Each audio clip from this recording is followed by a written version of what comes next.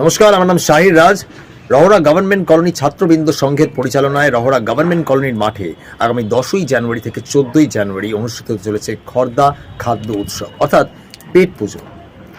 খাদ্য উৎসব এবার তৃতীয় বর্ষে। আমি গত বছর ছিলাম, আমি আবারও এই বছর থাকছি।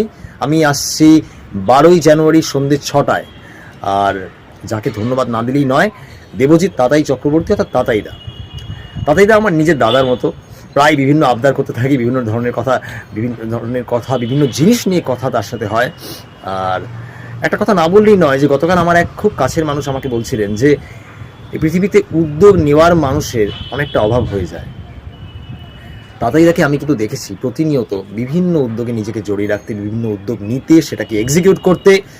আর ঠিক তেমনভাবেই খর্দা খাদ্য উৎসব কিন্তু আবারও আসছে তাতাইদার উদ্যোগে, অনেকটা তাতাইদার উদ্যোগে।